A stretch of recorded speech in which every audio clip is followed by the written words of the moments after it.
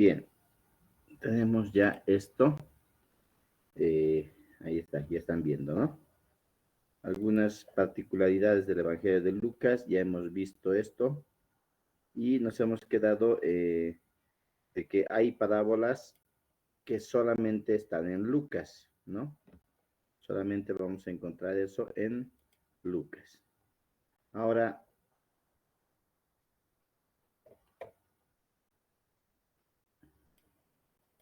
también encontramos algunos incidentes que solamente están también en Lucas, ¿ya? Algunos incidentes nos referimos a cositas que Lucas registra, que los otros evangelios tal vez no registran, ¿ya? Eh, Primero, encontramos en el capítulo 9, versículo 30 y 31, por favor, si podemos dar lectura. Capítulo 9, versículos 30 al 31. También voy a buscar acá.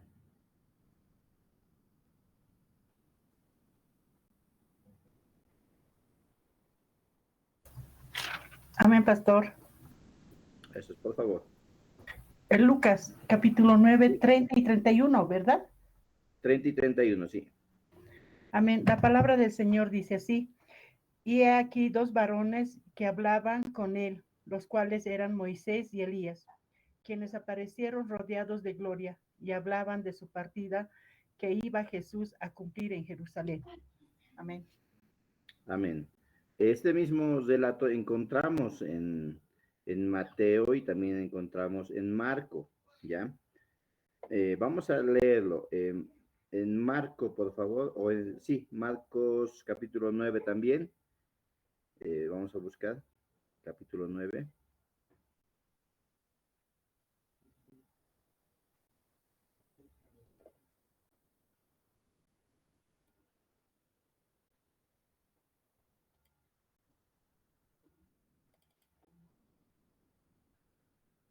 Vamos a buscar capítulo 9 de Marco. A ver, aquí vamos a abrir esto.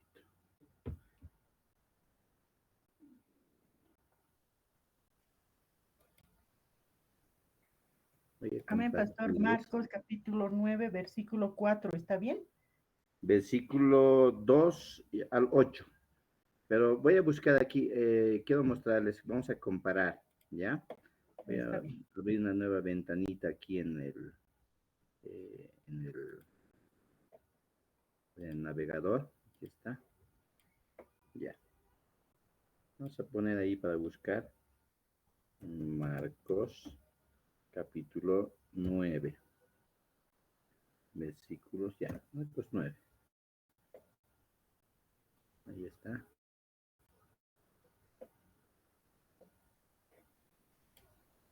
Listo.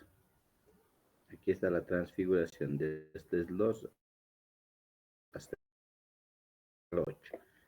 Ahora aquí mismo vamos a abrir otra ventanita también y vamos a buscar Mateo capítulo 17 y ahí versículo 1.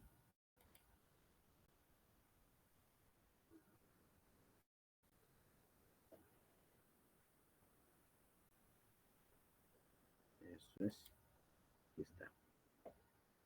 Listo. Y ahora sí vamos a abrir nuevamente Lucas capítulo 9.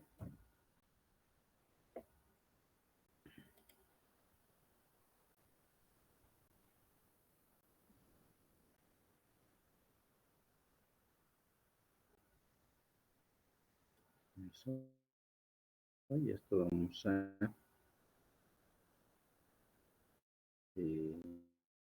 ¿cómo está aquí? Ya, aquí está. Lucas 9.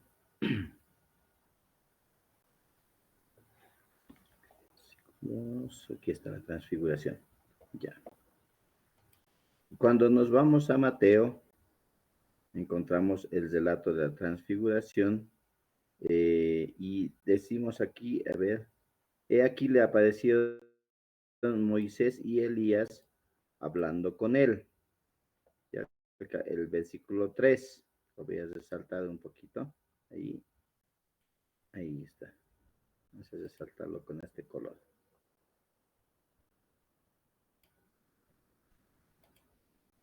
No, me pide loguearme.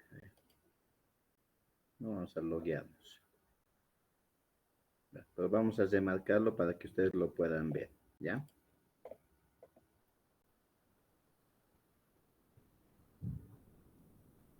Y en Marcos también vamos a encontrar.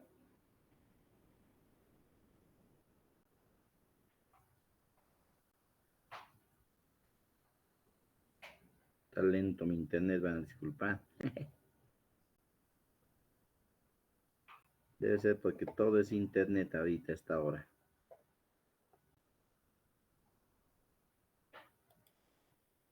Que igual se perdió. Qué lío.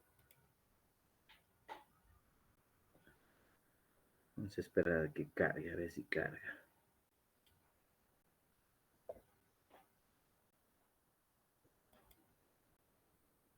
Ahí está, Marcos. Y vamos a encontrar que desaparecieron Elías con Moisés que hablaban con Jesús, ¿no? Entonces, Marcos y Mateo registran que aparecieron Elías y Moisés que hablaban con Jesús, ¿no? Y el único que tiene un poco más de luces acerca de qué es lo que hablaban, ¿no? Aquí está, dice, aquí les aparecen Moisés y Elías hablando con él. Y aquí encontramos ya en Lucas, eh, versículo 30 y 31, dice, aquí dos varones que hablaban con él, los cuales eran Moisés y Elías, quienes aparecieron rodeados de gloria y hablaban de su partida que iba Jesús a cumplir en Jerusalén, ¿no? Lucas es un evangelio bastante completo, ¿ya? Entonces, registra algunas cosas que los demás no registran, ¿ya? Este versículo en particular, porque toditos hablan de que eran Moisés y Elías, pero no dicen de qué estaban hablando, solamente dice que hablaban, ¿ya? Solamente hablaban, pero acá registra que hablaban de su partida y que iba a Jesús, que iba a Jesús cumplir en Jerusalén, qué es lo que iba a hacer, a qué iba a ir a Jerusalén, cuál era el propósito de ir ahí. Entonces, ese detalle de esta historia de la transfiguración solamente nos muestra esto, eh, solamente nos muestra el Evangelio de Lucas, ¿ya? Solamente Lucas nos muestra eso. Ahora, ¿por qué? Porque ellos estaban conversando, pero no sabemos de qué, no sabemos de qué. Y aquí ya tenemos ese detalle más o menos de qué es, ¿no? Eh, Otro pasaje que también es interesante es el Evangelio de Lucas capítulo 19, vamos a buscar 19:41.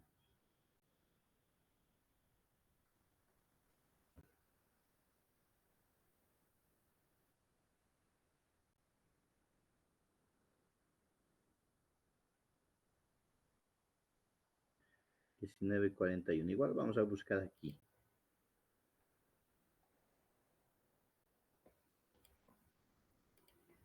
Lucas 19.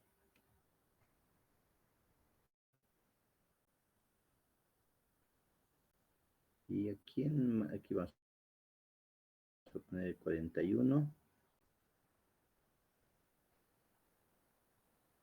Ahí está.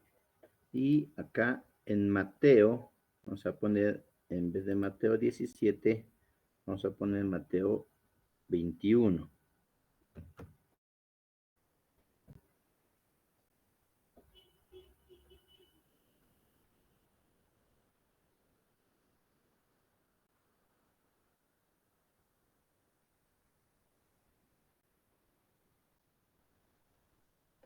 Y aquí en Marcos, vamos a poner capítulo 11.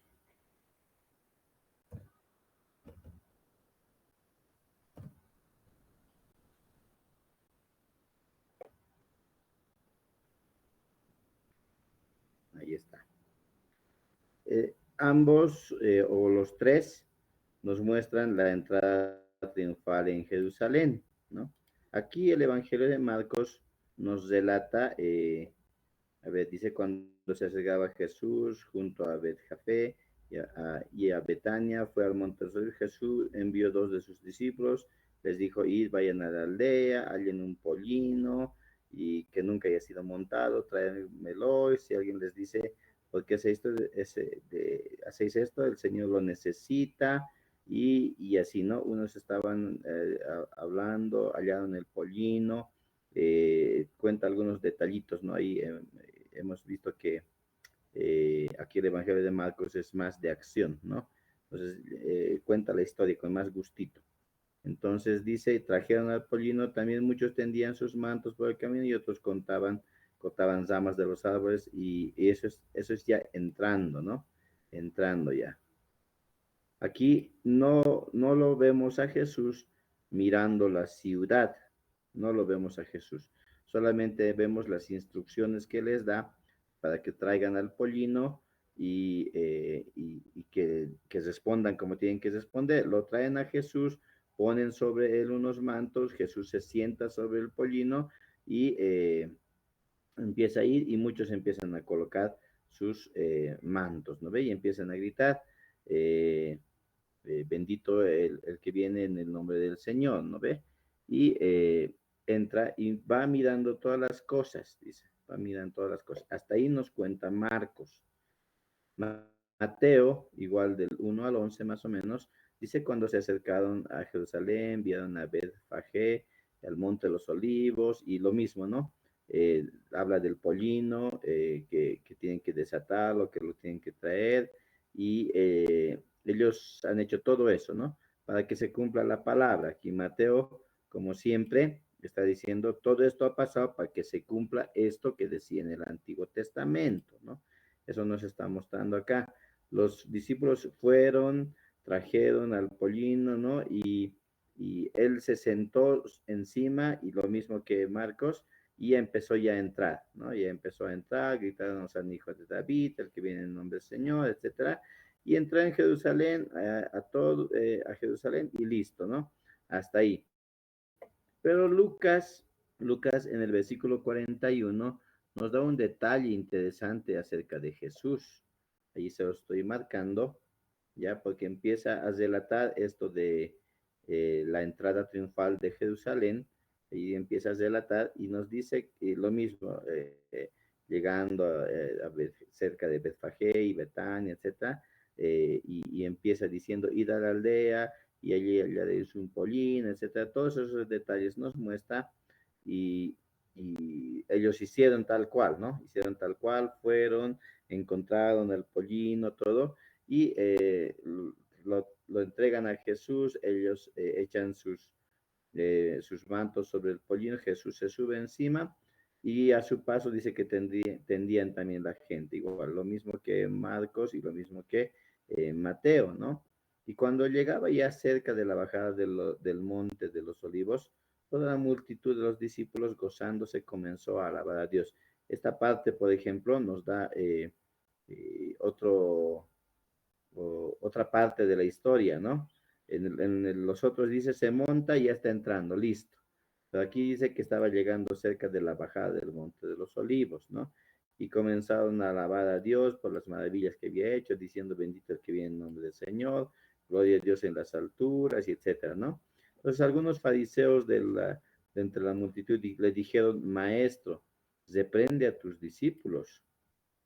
Y respondiendo Jesús les dice, os digo que si estos callaran, las piedras clamarían. Esta parte, desde el versículo 39 en adelante, no encontramos en los otros evangelios, ¿no? No está.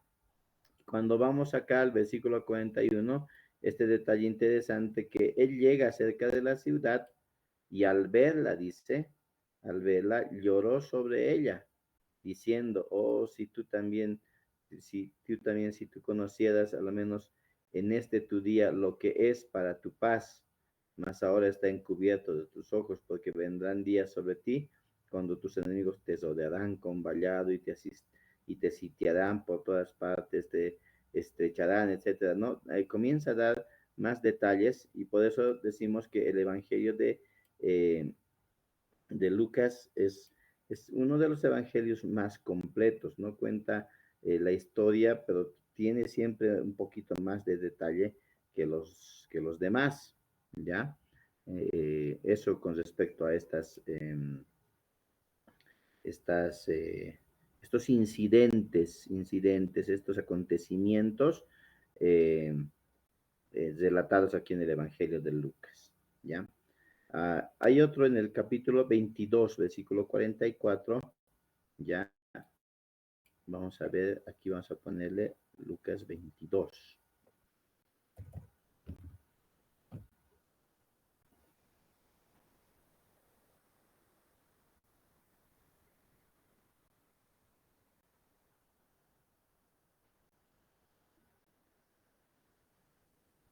Ya, 22, vamos a buscar hasta el versículo 40 y tantos. El Getsemaní tiene que decir. Me he pasado.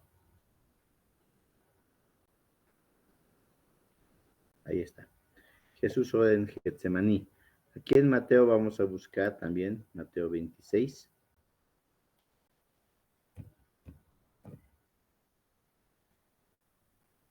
Versículo 36 en adelante.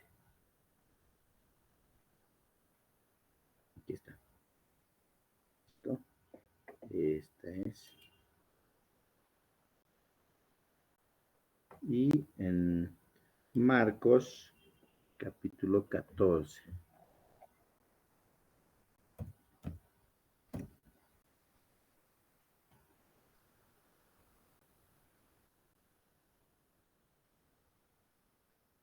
Versículo 30 y... Aquí está, versículo 32. Muy bien. Ahí lo vamos a dejar. Vamos a ir aquí, Jesús ora en Getsemaní. Y el versículo 44 dice, y estando en agonía, oraba más intensamente y era su sudor como grandes gotas de sangre que caían hasta la tierra. Eso es en Lucas. En Mateo nos dice entonces Jesús, ¿dónde está? Ahí está. Getsemaní, con ellos a un lugar que se llamaba Getsemaní, sentados aquí, les dice, les da una orden, sentados aquí, entre tanto que yo voy y oró, y tomando a Pedro y a los dos hijos de Zebedeo comenzó a entristecerse y a angustiarse en gran manera. Entonces Jesús le dijo, mi alma está muy triste hasta la muerte, quedaos aquí, velad conmigo. Yendo un poco adelante, se postró sobre su rostro, orando y diciendo, Padre mío, si es posible, pase de mí esta copa, pero no sea como yo quiero, sino como tú. Vino luego a sus discípulos, los halló durmiendo y les dijo a Pedro, así que no habéis podido velar conmigo una hora, velad y orad para que no se entréis en tentación. Otra vez fue, oró por segunda vez, Padre mío, si es posible pasar esta copa, sin que yo la beba, hágase tu voluntad. Vino otra vez, los halló durmiendo, cargados de sueño, dejándolos, se fue de nuevo y oró por tercera vez diciendo las mismas palabras. Entonces vino a sus discípulos, les dijo, dormid ya y descansad. He aquí, ha llegado la hora y el Hijo del Hombre se entregará en manos de pecadores, ¿no? Entonces aquí más encontramos la historia de lo que se duermen, ¿no? De lo que él va a orar, le dice, pase de mí esta copa, los encuentra durmiendo, nuevamente va a orar, pase de mí esta copa otra vez, y etcétera, ¿no? Eso es en el Evangelio de Mateo. Ahora en el Evangelio de Marcos, dice, vinieron al lugar que se llamaba Getsemaní, les dijo, siéntense aquí, entre tanto que yo oro, tomó consigo a Pedro, Jacobo y Juan, y comenzó a entristecerse y angustiarse, y les dijo, mi alma está muy triste hasta la muerte, quedaos aquí. Yéndose un poco más adelante, se postró en tierra y oró, si fuese posible, pásese de él aquella hora. Decía, Abba, Padre, todas las cosas son posibles para ti, aparte de mí esta copa, más no lo que yo quiero, sino lo que tú. Y luego lo salió durmiendo y dijo, Simón Pedro, ¿duermes? No has podido velar una hora, velar para que no entres en tentación, etcétera, ¿no? Y otra vez fue, oró diciendo las mismas palabras. Al volver otra vez los salió durmiendo porque ellos estaban cargados de sueño y no sabían qué responderle. Vino la tercera vez, le dijo, dormid ya y descansad. Basta, ¿no? La hora ha venido y aquí el Hijo del Hombre es entregado. Entonces no dice nada de las palabras que aquí dice, estando en agonía, versículo 44, estando en agonía, oraba más intensamente y era su sudor como gotas de sangre que caían hasta la tierra. Y luego ya continúa, cuando se levantó, vino a sus discípulos, halló durmiendo a causa de la tristeza, les dijo, ¿por qué dormís? Levantaos, orad, para que no entréis en tentación. No hace más detalle, pero sí aumenta esto, ¿no? Esta parte que nos interesa a nosotros de cuán afligida era la oración, cuán afligida, cuán triste era, cuán afligido y acongojado estaba el Señor, y empieza a orar. Ahora, en los otros evangelios dice que se fue a orar.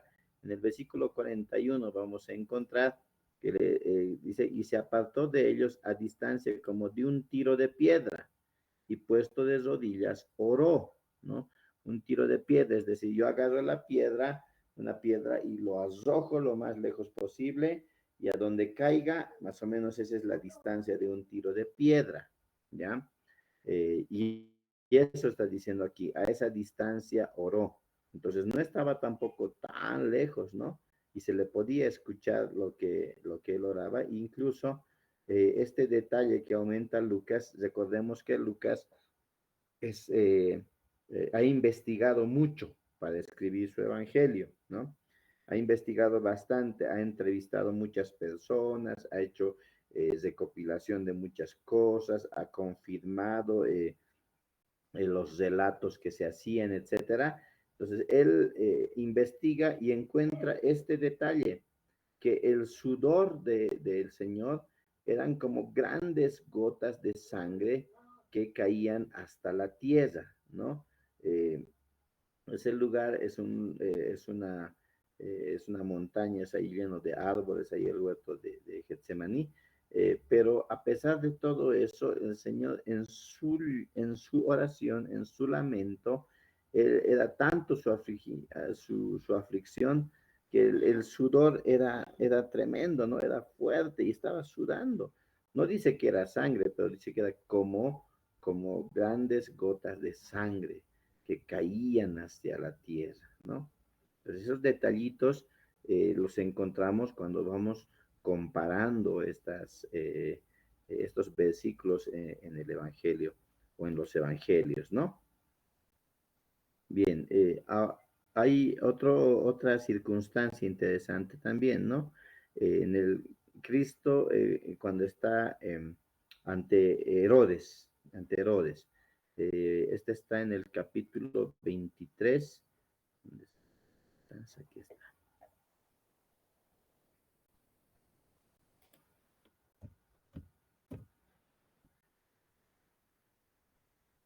¿Ves?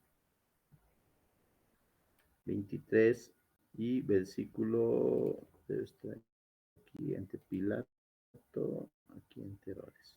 Aquí está, ante Herodes. Bien, entonces aquí encontramos también ese relato de Jesús ante Herodes.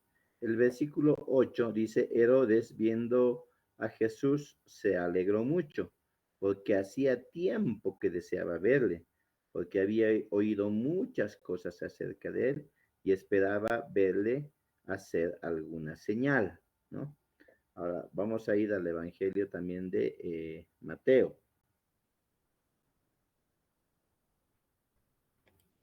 Mateo.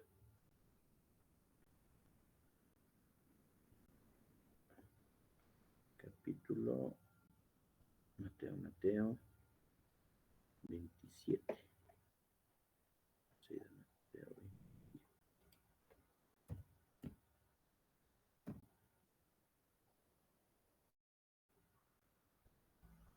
Y Jesús ante Pilato, muerte de Judas, Pilato interroga a Jesús.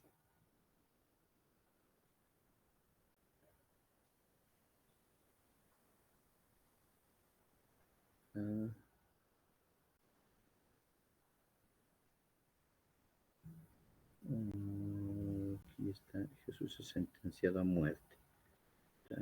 Creo que aquí en Mateo creo que no encontramos así lo de Herodes. Vamos a ver un ratito, ¿ven? Aquí está, no, esta es muerte de Judas. Aquí. Venida de la mañana, los sacerdotes algunos para entregarle muerte y lo llevaron atado y le entregaron a Poncio Pilato, el gobernador. Y aquí dice, Jesús estaba de pie delante del gobernador y este le preguntó diciendo, ¿eres tú el rey de los judíos? Jesús le dijo, tú lo dices, siendo acusado de los principales sacerdotes, nada respondió. Pilato entonces le dijo, oye, ¿cuántas cosas testifican contra ti? Pero Jesús no les respondió ni una palabra, ¿no? Y aquí en Mateo encontramos que no menciona esta parte de Herodes en Mateo, ¿ya? En Marcos capítulo 15, vamos a ir ahí, eso es ahí está. Marcos 15,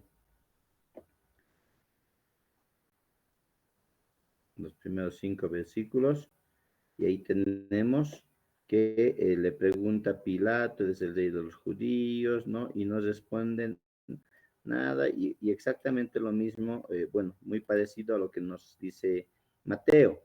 Entonces, aquí no encontramos a Herodes, ¿no? Aquí es la sentencia de muerte, etcétera. No lo encontramos a Herodes. Aquí en Lucas, pero sí, ¿no? Sí encontramos a Lucas. En Lucas, y encontramos interesantes detalles como este, el versículo 8, ¿no?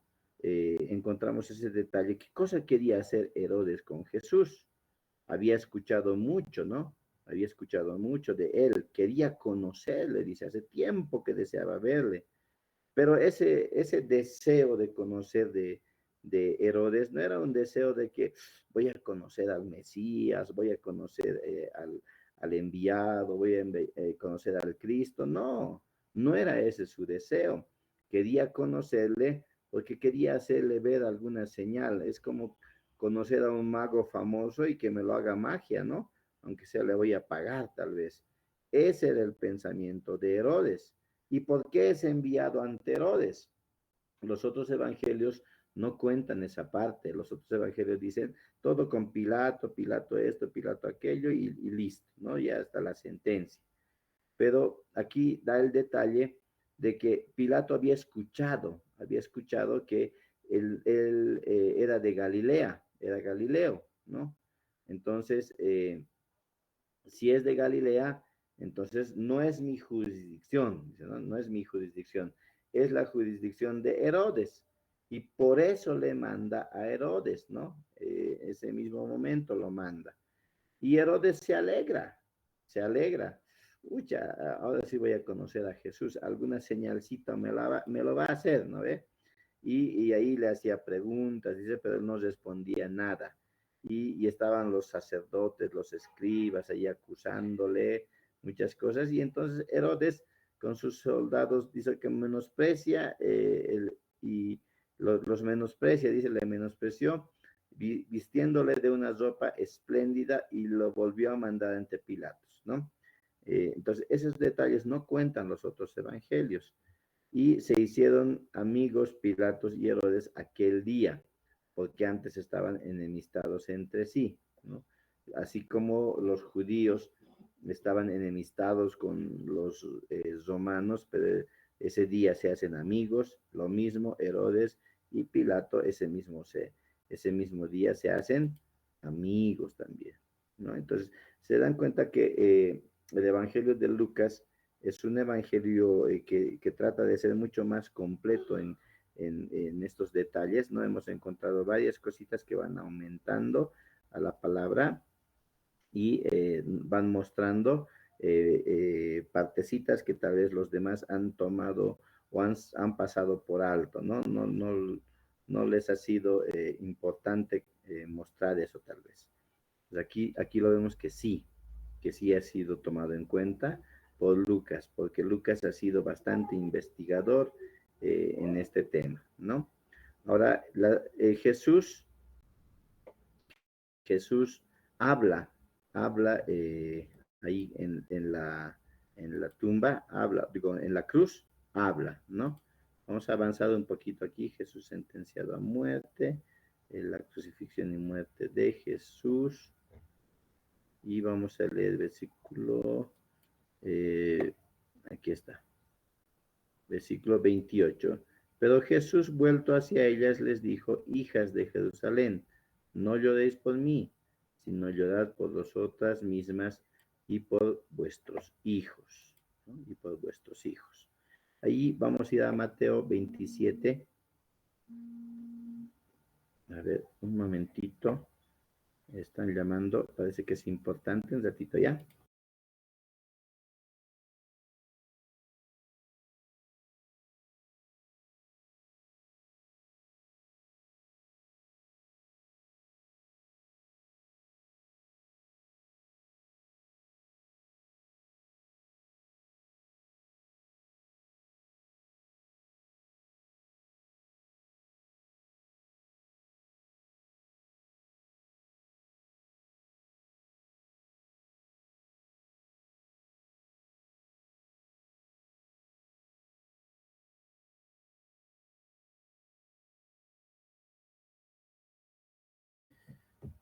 Perdón, hermanos, van a disculpar.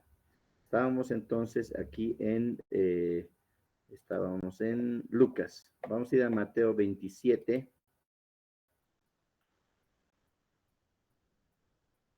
Creo que estamos aquí en el 27, sí. Sí, este es el 27. ¿Dónde está? Crucifixión y muerte de Jesús. Aquí está. Crucifixión y muerte de Jesús. Y vamos a ir también a Marcos, igual 15, sentencia de muerte. Aquí está, crucifixión y muerte de Jesús. Bien. Entonces vamos a leer aquí en Lucas, que dice que habla con las hijas de Jerusalén y les dice que no lloren, ¿no? No lloren a las mujeres de Jerusalén. Vamos a buscar eso mismo aquí en Mateo, ¿no? Aquí va llevando la cruz, llamado Gólgota, le dieron a beber vinagre, le vieron crucificado, echaron suertes, sentados allí. Este es el Jesús, el rey de los judíos, tú que derribas el templo, otro salvó a sí mismo, y no dice nada de las mujeres. ¿Se acuerdan que habíamos dicho que Lucas honra, en este evangelio, honra a las mujeres, les da una prioridad cuando habla de las mujeres? Y aquí en Mateo nos encontramos que ni las menciona, ¿no? Ni las menciona. Y aquí dice en Marcos, habla de Simón de Sirene, le llevaron al Gólgota, le dieron a beber vino mezclado con mirra, dice, ¿no? Partieron sus vestidos, escribieron el rey de los judíos, le crucificaron, uno a su izquierda, uno a su derecha, etcétera, y nunca habla de lo que hablaron con las mujeres, ¿no? Nunca habla. Y después dice Eli Eli, lava sabactaní, etcétera, y no habla nada de lo que le dicen las mujeres, no habla nada. Pero ahí está, aquí 40. También había algunas mujeres mirando de lejos, dice, entre las cuales estaba María de Magdalena, María la madre de Jacob el Menor, y quienes cuando él estaba en Galilea le seguían y servían. Hasta ahí habla aquí de las mujeres, ¿no? Nada más. Pero aquí menciona que Jesús se vuelve atrás, ¿no? Se vuelve atrás. Vamos a tratar de leer aquí. Le pusieron encima de la cruz para que llevase tras Jesús y le seguía gran multitud del pueblo, y de mujeres que lloraban y hacían lamentación por él. Pero Jesús, vuelto hacia ellas, les dijo: hijas de Jerusalén, no lloréis por mí, sino llorad por vosotras mismas y por vuestros hijos, porque aquí vendrán días en que dirán: bienaventuradas las estériles y los vientres que no concibieron y los pechos que no criaron. Entonces comenzarán a decir a los montes: caed sobre nosotros, y los collados cubrirnos. Porque si en el árbol verde hacen estas cosas, en el seco, ¿qué no se hará? ¿No?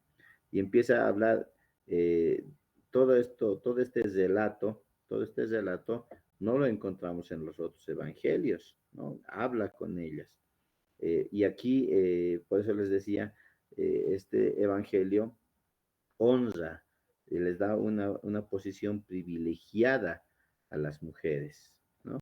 Les habla, aquí las menciona, exalta el acto de que ellas estén ahí y de que él pueda hablarles, incluso aprovecha, ¿no? Aquí para darles estas profecías, ¿no? Estas profecías. Eh, hablando de, aquí estamos, crucifixión,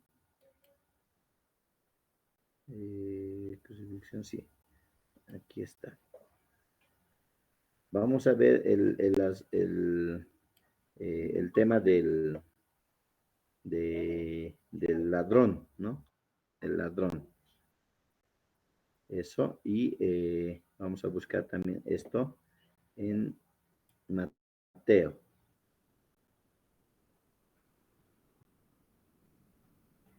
Aquí está, a otro salvó a sí mismo, descienda. Ya. Entonces crucificaron con él a dos ladrones, uno a la derecha y el otro a la izquierda, ¿no? Y los que paseaban le injuriaban y hasta ahí cuenta, ¿no? Y aquí, sexta, no dice nada, no habla con ellos y no dice nada, no dice nada. Acerca de los ladrones solamente menciona que los que fueron crucificados con él, dos ladrones, uno a la derecha y el otro a la izquierda. Listo. Hasta ahí menciona Mateo, no dice nada más acerca de los ladrones.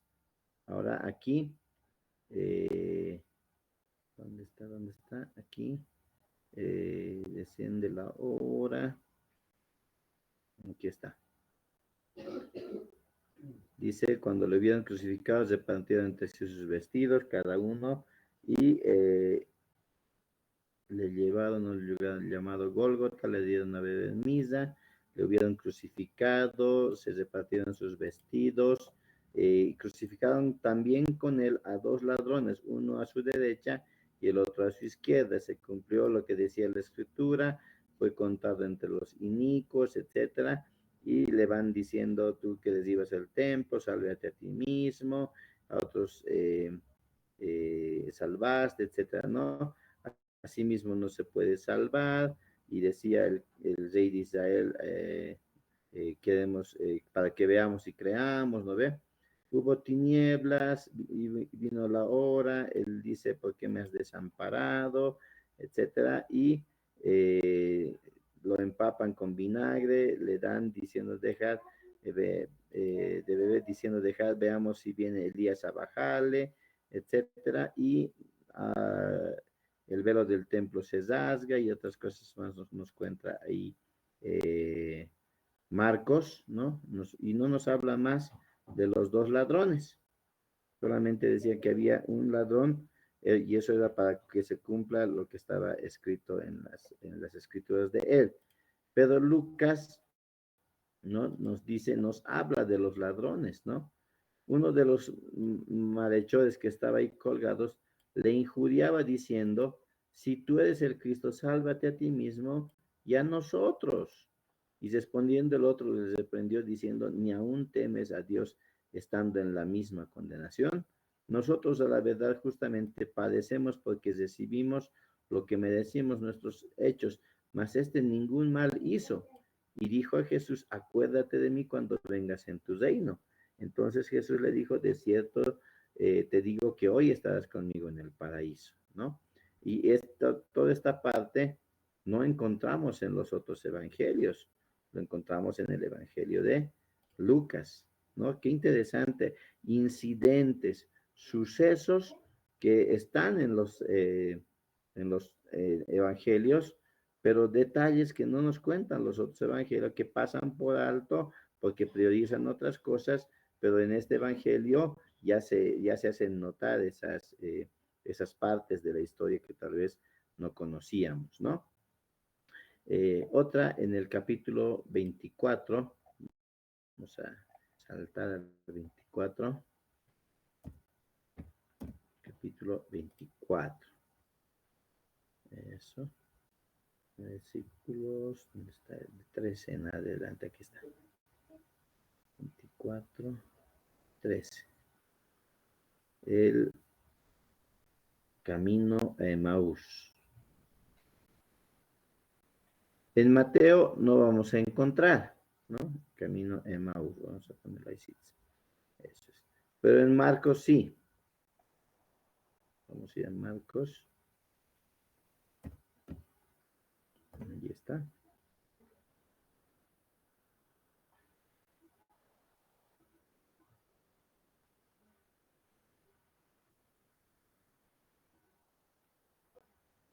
Aquí está.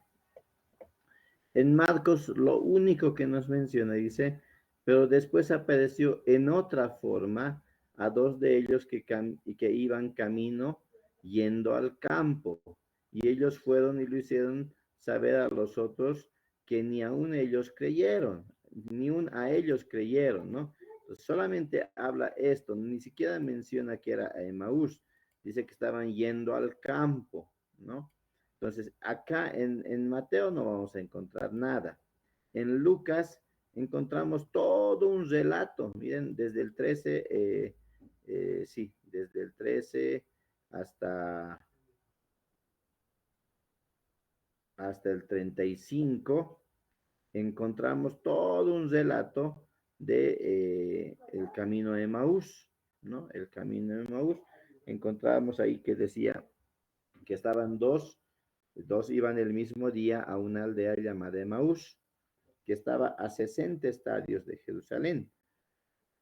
Iban caminando entre sí, dice, de todas aquellas cosas, iban hablando, entre ellos dos iban hablando de todas las cosas que habían acontecido. Y nos damos cuenta que qué cosas habían acontecido. Primero, la crucifixión de Jesús y luego la resurrección de Jesús. Entonces, todas esas cosas habían acontecido, ¿no? Habían sucedido. Y de eso estaban hablando, ¿no? Sucedió que mientras hablaban y discutían entre sí, Jesús, discutían porque seguramente yo te he dicho que no era el Mesías, ¿no? No, pero yo sé que es el Mesías, no, no es porque si hubiese pasado esto, aquello, él hubiese hecho esto, ¿no? Hablando de las escrituras, Moisés dijo aquello, Isaías dice aquello, Jeremías dice esto, ¿no? Discutían, dice. Entonces, ahí mientras discutían entre sí, Jesús mismo se acercó y caminaba con ellos, ¿no? Mas los ojos de ellos estaban velados para que no le conociesen. Marcos, ¿qué dice acerca de eso?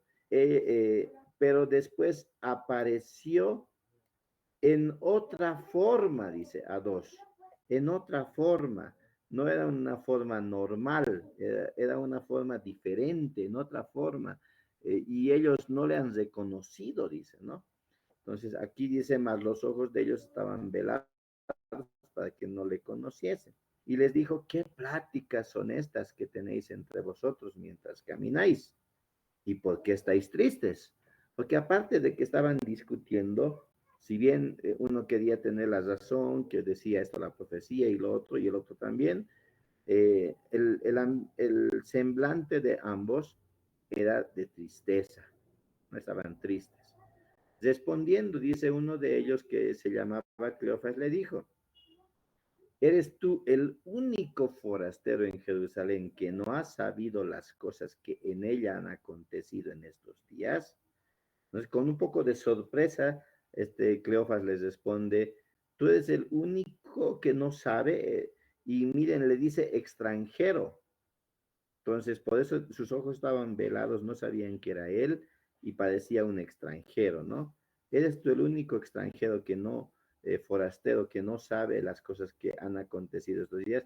Todo el mundo sabe que Jesús, que era el Mesías, ha sido arrestado, que Jesús ha sido crucificado. Todo el mundo sabe estas cosas, ¿no? Y además hemos recibido la noticia, dice, de que has resucitado. Entonces él les dijo, como si no supiera, ¿no? ¿Qué cosas? ¿Qué cosas han acontecido? Y ellos dicen, de Jesús Nazareno, de Jesús Nazareno. Van a ver acá En ningún lugar le llaman Mesías. Es Jesús Nazareno, uno, que fue varón profeta, dos, varón profeta, poderoso en obra, ya, poderoso en obra y en palabra, ¿no? Poderoso en obra y en palabra delante de Dios y de todo el pueblo. Era Jesús Nazareno, era varón profeta, era poderoso en obra y en palabra delante de Dios del pueblo. Esas tres cosas eran. ¿Y cómo le entregaron los principales sacerdotes y nuestros gobernantes a sentencia de muerte y le crucificaron? Pero nosotros esperábamos que él era el que había de redimir a Israel. Esperábamos que él era, o sea que están diciendo, no había sido, eso están diciendo, no había sido el Mesías. Nosotros esperábamos que él fuera el Mesías, pero no había sido el Mesías. Y ahora, además de todo esto, hoy ya es el tercer día que esto ha acontecido. Entonces están hablando del día, del momento después de que Jesús resucita. Y aquí también dice, nos han asombrado unas mujeres de entre nosotros, ¿no? Las que antes del día fueron al sepulcro y como no hallaron su cuerpo, vinieron diciendo que también habían visto visión de ángeles quienes dijeron que él vive, ¿no? Aquí están diciendo que las mujeres ya les han contado que él ha resucitado, que los ángeles les han dicho que él vive, pero ellos medio que no han creído, ¿no? Porque dice, vinieron diciendo que habían visto visión de ángeles, quienes dijeron que él vive. Entonces, medio que no les han creído. Y fueron algunos de los nuestros al sepulcro. Entonces estaban con los discípulos. Y sabemos que Pedro y unos cuantos fueron rápido, ¿no ven?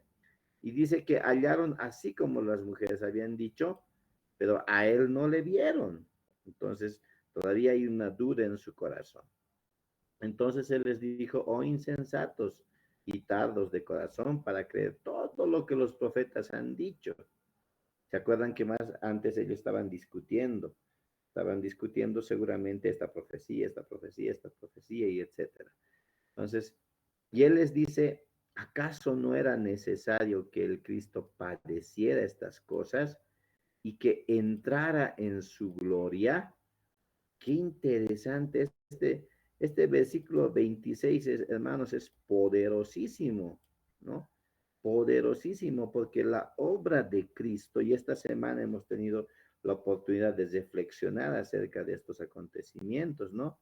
La obra de Cristo no estaría completa, mis hermanos, si solo Cristo viniera a morir por nuestros pecados y nada más. Estaría incompleto.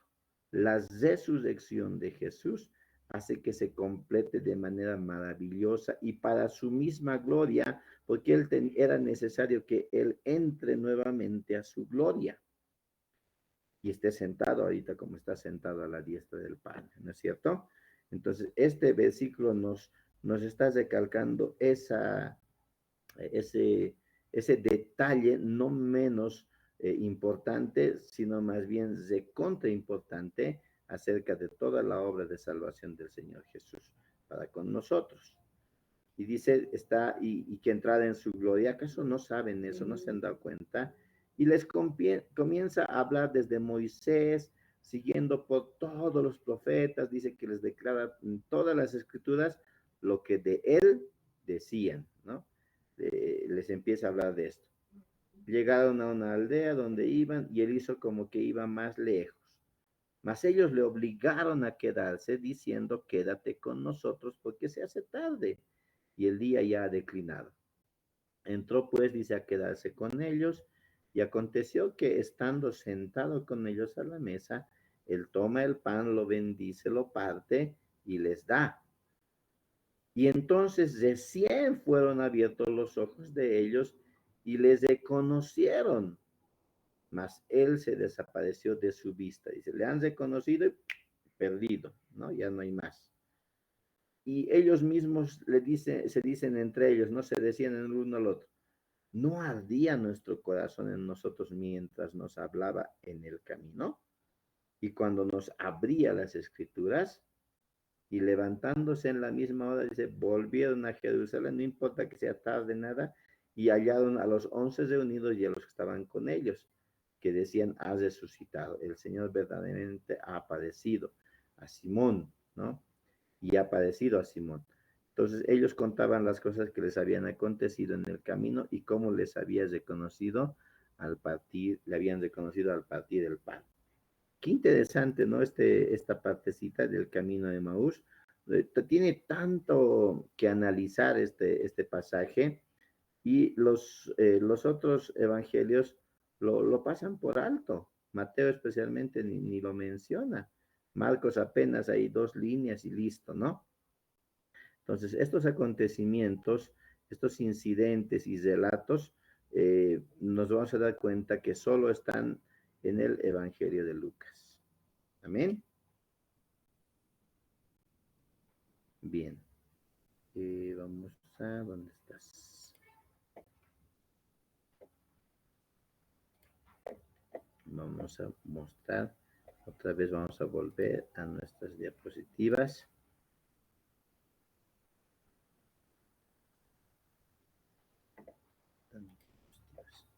Aquí está.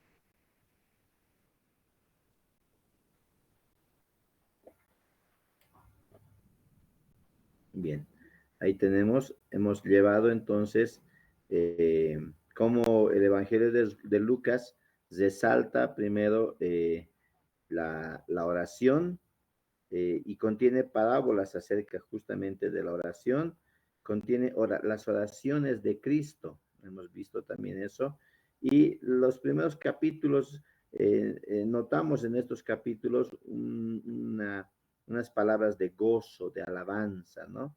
Este evangelio honra a la mujer, la eleva, ¿no? Le da un lugar especial. Y hemos visto que hay parábolas que solo están en Lucas, no están ni en Marcos ni en Mateo. Y encontramos incidentes que si bien están también en los otros evangelios, pero tienen detalles que no tienen en estos evangelios y le aumenta esos detalles el evangelio de Lucas. Y hay algunos relatos que solamente Lucas tiene, ¿no? Como este ejemplo de el camino de Maús, ¿no? Solamente Lucas tiene y con ese nombre, ¿no? Del lugar que se llama Emaús.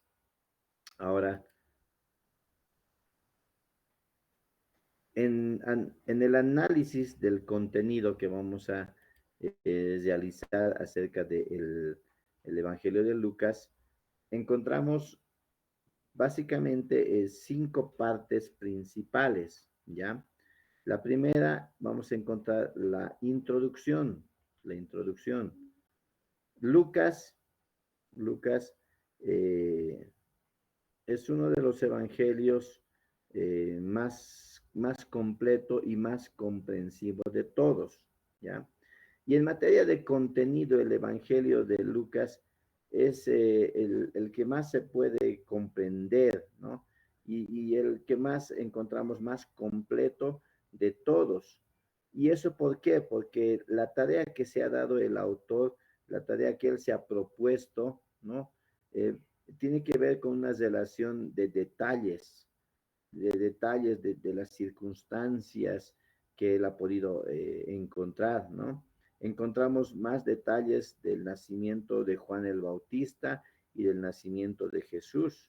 Encontramos algunos incidentes de la presentación de Jesús en el templo, ¿no? Y luego se da el episodio, el único, en realidad, el único episodio de la parte de la juventud, de la adolescencia y del Señor Jesús, ¿no? Entonces, este libro, además, este libro contiene una genealogía, ya lo hemos visto antes, una genealogía, la genealogía de Jesús, que se diferencia, se aleja un poquito, ¿no? Tiene hasta cierto lugar algunas similitudes de lo que tiene Mateo, pero ¿por qué se diferencia? Porque Mateo registró hasta Abraham y este evangelio lo registra hasta Adán, ¿no? Y además nos indica una línea distinta de descendencia, ¿no? Desde David ya encontramos muchas otras variaciones de nombres y otros, ¿no? Entonces, más o menos por ahí va el Evangelio de Lucas, y en este Evangelio es más cronológico el orden en el que se cuentan las cosas, ¿no? Eh, Tiene más cronología, ¿no? Pero en algunos casos tal vez no se siga estrictamente ese orden cronológico, ¿ya?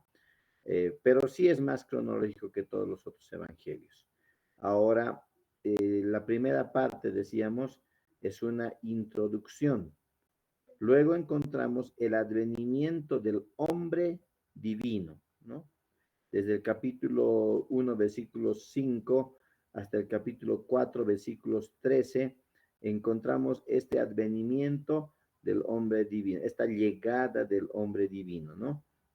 Eh, Luego encontramos la parte del ministerio de Jesús por la región de Galilea, ¿no? Por toda esa región, los milagros, los hechos que han acontecido ahí, todo lo que ha hecho en la región de Galilea. Luego tenemos bueno, no los mismos hechos, pero muy parecidos, igual milagros, acontecimientos también, realizados por Jesús en su ministerio en el lugar de Perea, ¿ya? Después de hablar de los acontecimientos en estos dos lugares, nos muestran la historia que hemos visto a grandes rasgos ahorita de la crucifixión y la resurrección de Jesús, desde el capítulo 19, versículo 29, hasta el capítulo 24, versículo 53, encontramos todo lo que es de la resurrección.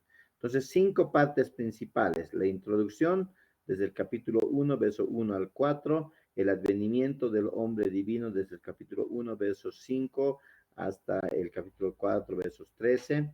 El ministerio en Galilea desde el capítulo 4, verso 14 al capítulo 9, versículo 50. Y el ministerio en Perea del capítulo 9, verso 51 hasta el 19, verso 28. ¿Ya? Entonces vamos a ir un poquito eh, ahondando en este análisis del contenido del Evangelio de Lucas. Entonces, Lucas, como era de costumbre de los historiadores griegos, ¿no? Lucas empieza su Evangelio con un prefacio en su introducción, ¿no? Nos dice que muchos en su tiempo habían intentado escribir un relato del ministerio de Cristo. Eso está en el versículo 1. Vamos a ir al versículo 1, Lucas 1:1. Puesto que ya muchos han tratado de poner en orden la historia de las cosas que entre nosotros han sido ciertísimas. Entonces, ahí está entrando ya con el tema del orden, ¿no? Él está tratando de ser ordenado y cronológico en los hechos que nos empieza a relatar el Evangelio de Lucas. Ahora, no satisfecho el autor con estos intentos, porque dice que ha habido muchos intentos, por eso les decíamos al principio de la materia que no eran solamente estos 4 evangelios, Mateo, Marcos, Lucas y Juan, sino que habían muchos más evangelios diferentes. Entonces, muchos han intentado hacer esta recopilación, esta investigación y plasmarlo en un evangelio. Entonces, Lucas no estaba satisfecho con esos intentos, ¿no? Que han intentado escribir un relato acerca de la vida del Señor en un orden específico. Entonces, no necesariamente un orden cronológico, pero sí un orden más entendible, ¿no? Entonces, nosotros podemos creer que en términos generales sí se mantiene un orden cronológico, sí, porque conocemos el apoyo que nos dan los otros evangelios, ¿no? Entonces, Lucas trata de exponer sus cualidades para emprender esta obra, ¿no? Sus cualidades de como profesional historiador, etcétera. Y para antes de hacer esta obra, nos da, por decirle, sus credenciales, ¿no? Entonces, el hecho de haber recibido información de primera mano, porque dice que sus testigos eran testigos oculares, ¿no ve?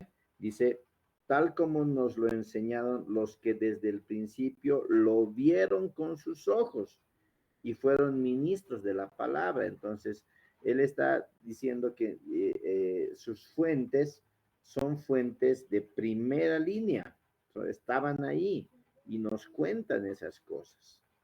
Ahora, teniendo un conocimiento perfecto de todos los datos de la vida y del ministerio del Señor Jesús desde el principio, Lucas se emprende a esta tarea de escribir los eventos que han ido aconteciendo y el desarrollo del Evangelio de Jesús.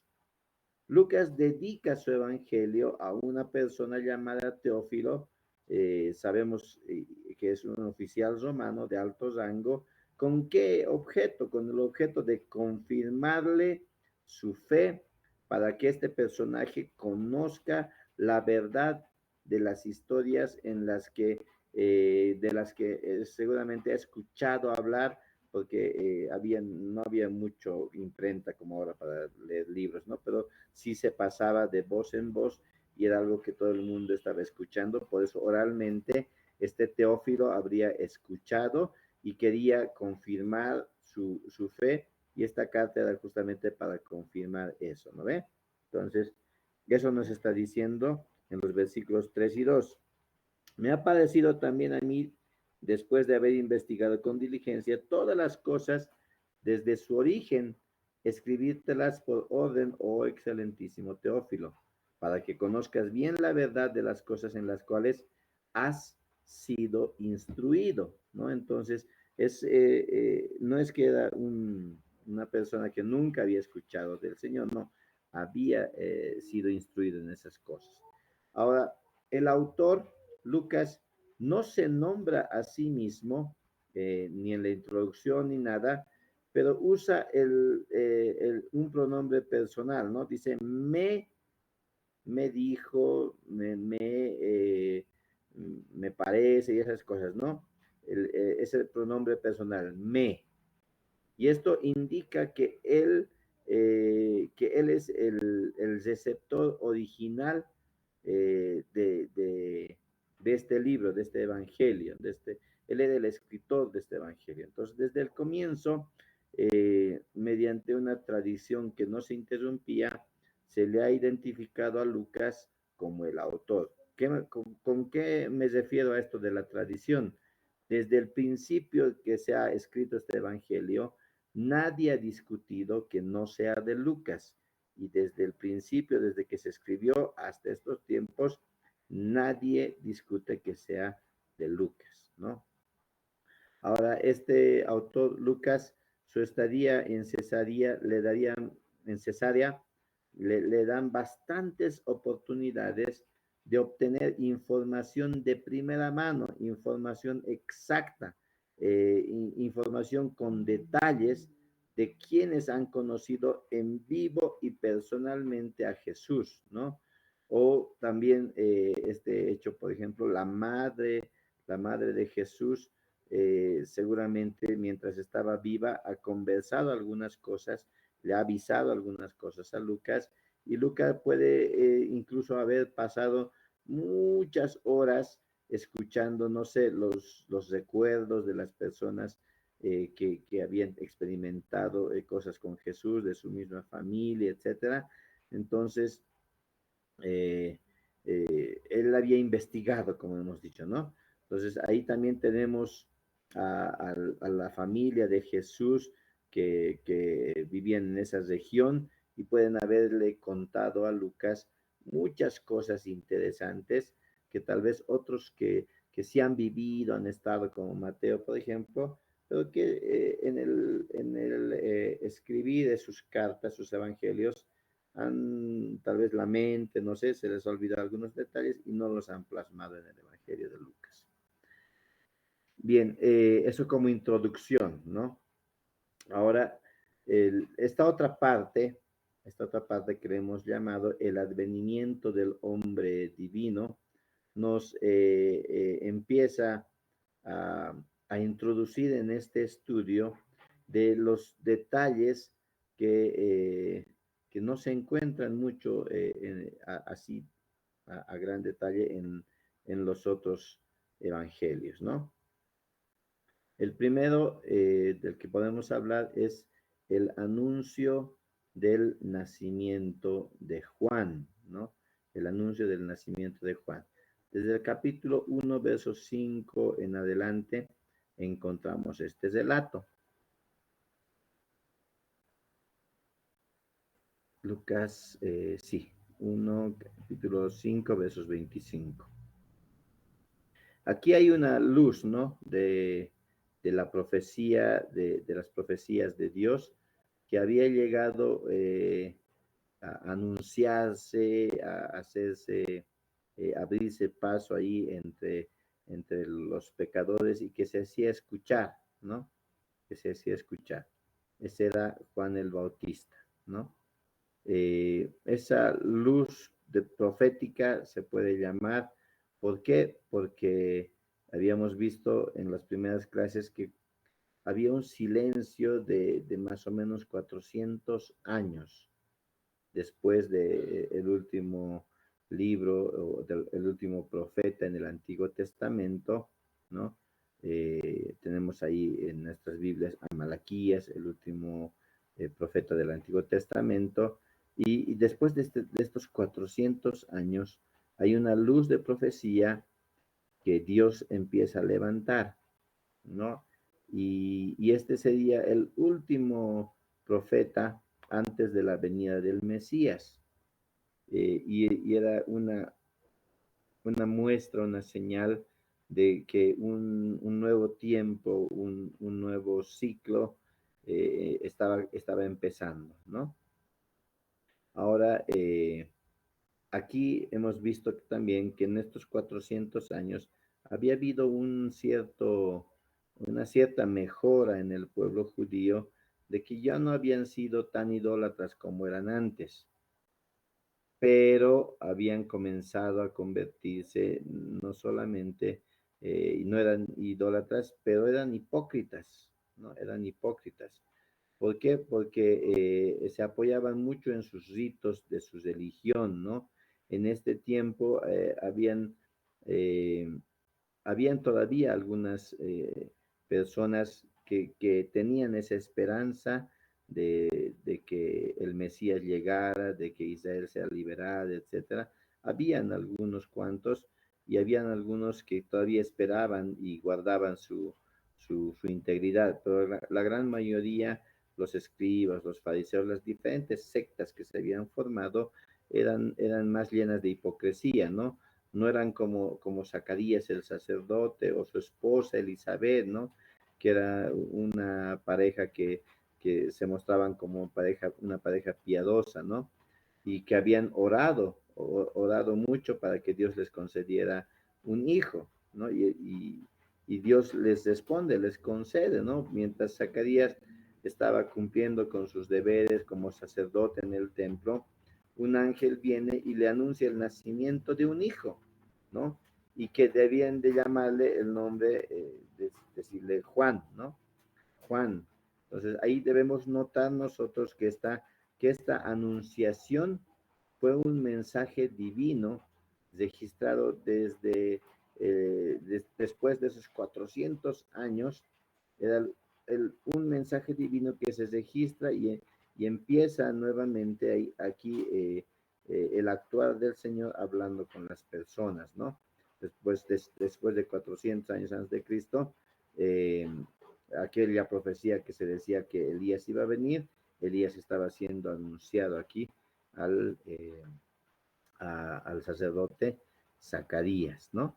Entonces tenemos ese acontecimiento, el anuncio del nacimiento de Juan, una anunciación solicitada para que pueda embarazarse, pueda tener un hijo, y la respuesta y la revelación aquí del ángel. Otro de los acontecimientos que encontramos desde el versículo 26 es el anuncio del nacimiento de Jesús, ¿no? 6 meses después, ¿no? De que se anuncia el nacimiento de Juan el Bautista, 6 meses después, el ángel Gabriel se aparece a María. María, una mujer joven, virgen de Nazaret, y que estaba desposada con José, ¿no? Estaba desposada con José, y le dijo el ángel que ella había de ser la madre del Mesías, la madre del rey de Israel. Y cuando María expresa su sorpresa, ¿no? A este tema, le dice, ¿cómo puede ser? ¿Cómo puede ser eso? Y el ángel le dice que sería por una concepción sobrenatural del Espíritu Santo. Y por lo tanto, si era una concepción sobrenatural del Espíritu Santo, el niño Jesús, sería santo también y sería llamado Hijo de Dios, Hijo de Dios. Y también le dijo acerca del nacimiento de Juan, ¿no? Le habla acerca del nacimiento de Juan. Después de todo esto, María hace un viaje hacia, dice, hacia el sur, menciona hacia el sur, a los lugares montañosos de Judea, y cuando entró a la casa de su prima Elizabeth, dice, esta le saludó como la madre de mi Señor, ¿no? La madre de mi Señor. Y esto hace que María entre en un tiempo de comenzar a alabar, ¿no? Porque canta una alabanza, canta un salmo, ¿no? Un salmo que es un salmo muy parecido al que, al canto de Ana en 1 Samuel, capítulo 2, versos 1 al 10. Y ese acontecimiento, desde el versículo 26 hasta el versículo 56, nos habla acerca de este anunciamiento del nacimiento de Jesús. Entonces, dos anuncios, el anuncio de Juan, del nacimiento de Juan el Bautista, y el anuncio del nacimiento de Jesús. Luego registra también otros dos acontecimientos de los dos mismos personajes, ¿no? Ya no el anuncio simplemente, sino el nacimiento de Juan y el nacimiento de Jesús. Desde el versículo 57 del capítulo 1 encontramos este acontecimiento del nacimiento de Juan el Bautista. Cuando nace el hijo de Elizabeth, ¿no? Ella quería que se llame Juan, ¿no? Y ese nombre Juan significa el Señor es bueno, el Señor es benigno, ¿no? Entonces, los parientes de Elizabeth no podían entender por qué había escogido esto, por qué han escogido este nombre. Y le preguntan, ¿no? Le preguntan al papá y le dicen, ¿por qué esto? Y Zacarías tomando una tablilla escribe las palabras de Juan es su nombre, y punto, ¿no? En el versículo 63 se registra eso.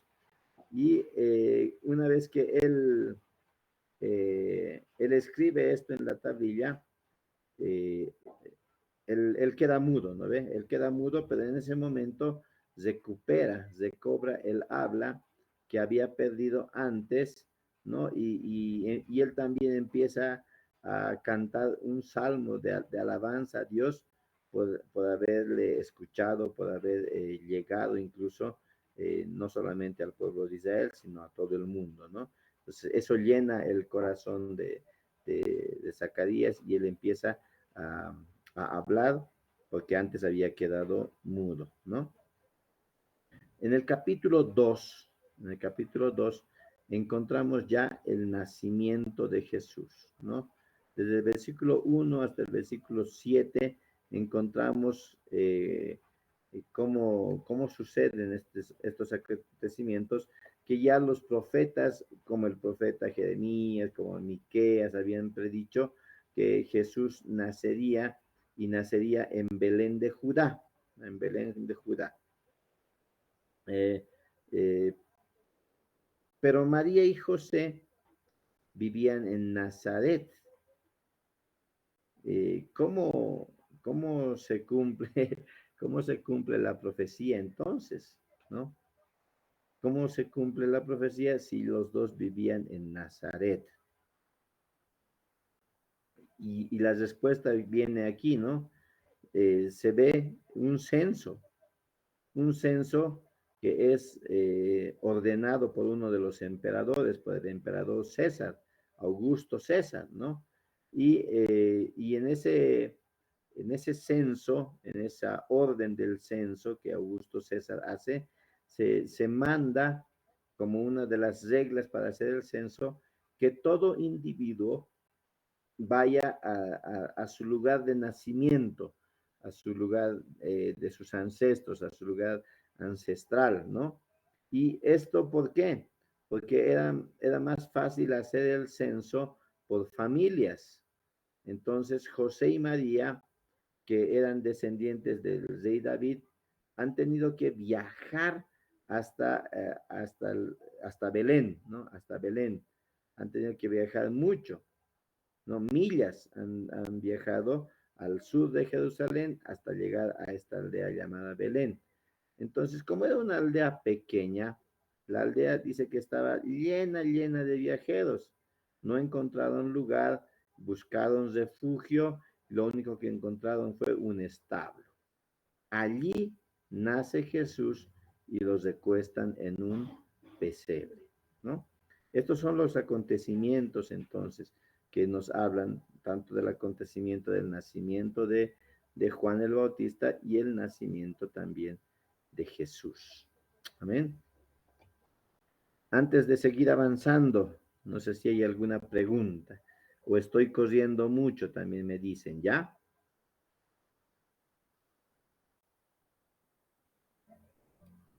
A ver, ¿alguien? ¿Preguntas?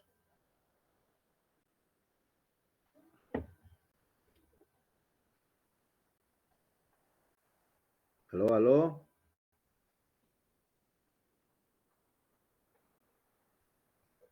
Está bien, pastor. Amén. Muy bien, hermanos. Todo Están, claro, pastor. eso es, muy bien. A ver, vamos a tener un recreíto entonces, eh, para tener un pequeño descanso, 2 minutitos, y luego volvemos y continuamos con la visita de los pastores, la juventud de Jesús, etcétera. ¿Ya? Está bien, pastor. Pastor, disculpe, he ingresado un poquito tarde, pero estaba escuchando la enseñanza. Por favor, si me puede considerar de Gonzalo Flores, por favor, pastor. Ya, mi hermano, enseguida, Gonzalo Flores, Flores Yapu, ¿no ve? Sí, por favor, pastor. Listo. ¿Alguien más que ha entrado recién? ¿Alguien más? ¿Alguien más? Nadie, ¿no? Ya. Ya estás registrado, hermano. Muy bien. Entonces, descansaremos un ratito y continuamos. Está bien, pastor. Amén. Buenas noches, hermanos, nuevamente.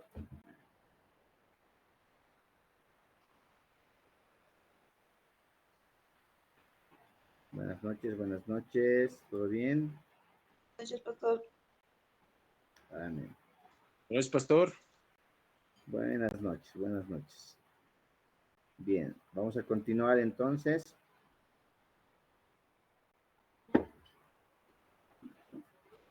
Estábamos en el nacimiento de Juan y el nacimiento de Jesús.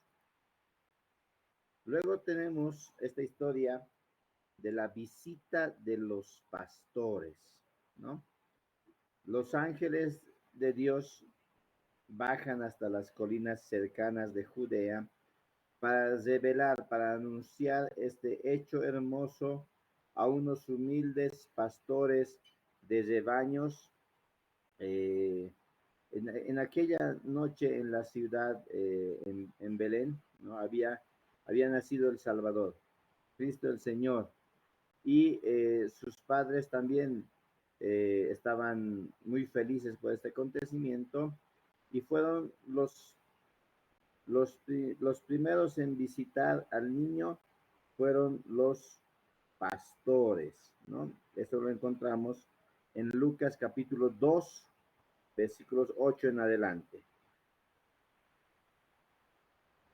Había pastores en la misma región que velaban y guardaban las vigilias de la noche. Este acontecimiento de los pastores tampoco lo vamos a encontrar en los otros evangelios, ¿no?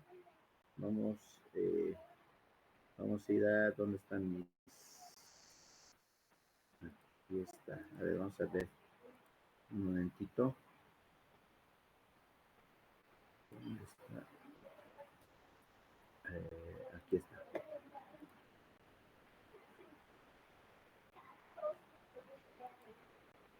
Estamos en Lucas.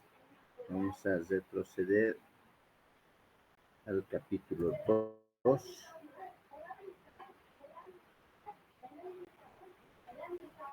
Ahí está. Los ángeles y los pastores. El nacimiento de Jesús lo vamos a encontrar en Mateo capítulo 1, verso 18 en adelante. Otra vez se puso lento.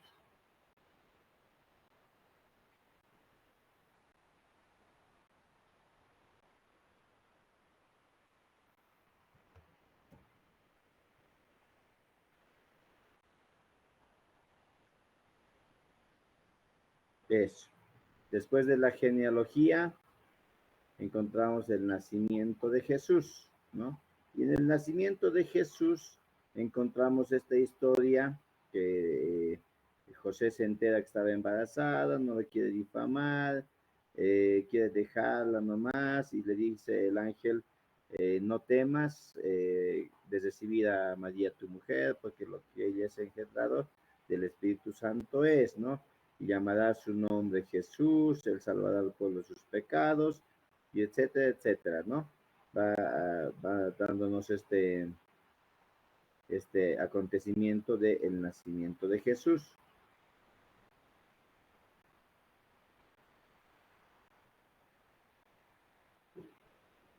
Y luego registra la visita de aquellos sabios del oriente, ¿no?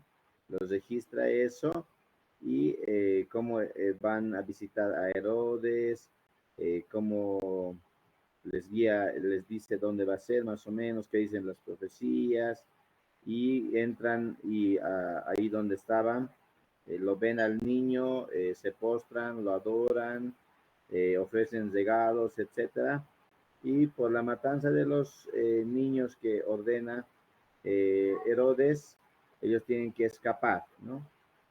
Van y escapan y etcétera. Entonces no hablan nada acerca de los pastores. Marcos ni siquiera menciona estos acontecimientos porque él entra directamente, vamos a ir ahí, a volver a ver Marcos 1.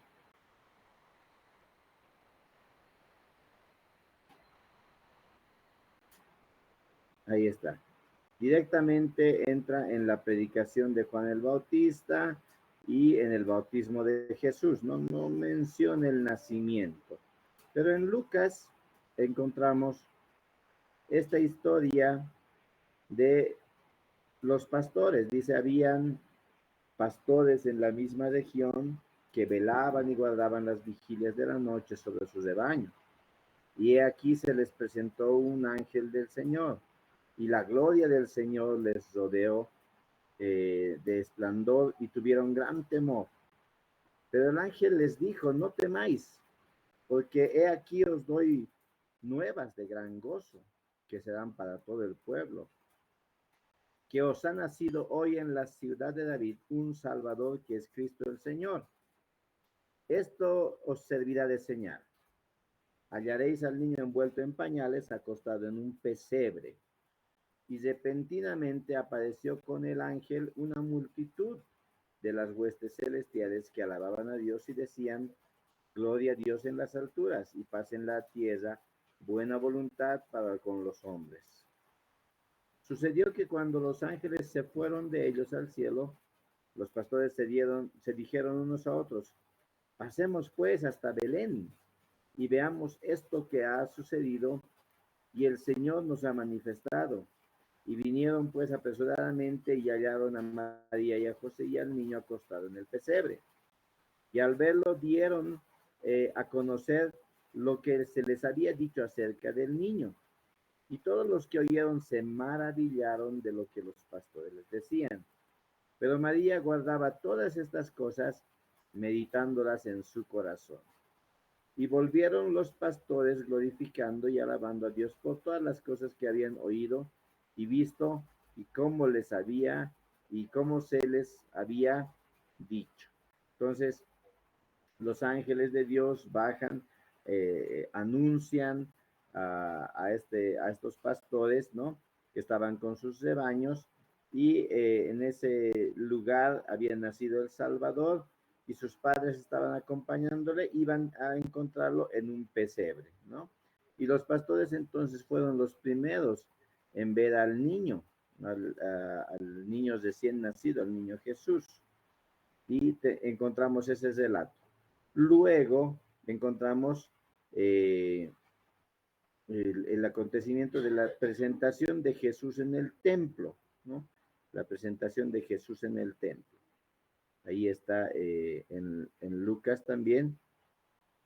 Cumplidos los 8 días, dice, cumplidos los 8 días, para circuncidar al niño, le pusieron por nombre Jesús, el cual le había sido puesto por el ángel antes que fuese concebido. Y se cumplieron los días de la purificación de ellos, conforme a la ley de Moisés, le trajeron a Jerusalén para presentarle al Señor, como está escrito en la ley del Señor, todo varón que abriere la matriz será llamado santo al Señor. Y para ofrecer conforme a lo que dice en la ley del Señor, un par de tórtolas o 2 palominos. Y he aquí, había en Jerusalén un hombre llamado Simeón, y este hombre justo y piadoso esperaba la consolación de Israel, y el Espíritu Santo estaba sobre él, y le había sido revelado por el Espíritu Santo que no vería la muerte antes de que viese al ungido del Señor. Y movido por el Espíritu vino al templo, y cuando los padres del niño Jesús lo trajeron al templo para hacer por él conforme al rito de la ley, él le tomó en sus brazos y bendijo a Dios diciendo, ahora, Señor, despides a tu siervo en paz, conforme a tu palabra, porque han visto mis ojos tu salvación, la cual has preparado en presencia de todos los pueblos, luz para revelación a los gentiles y gloria de tu pueblo Israel.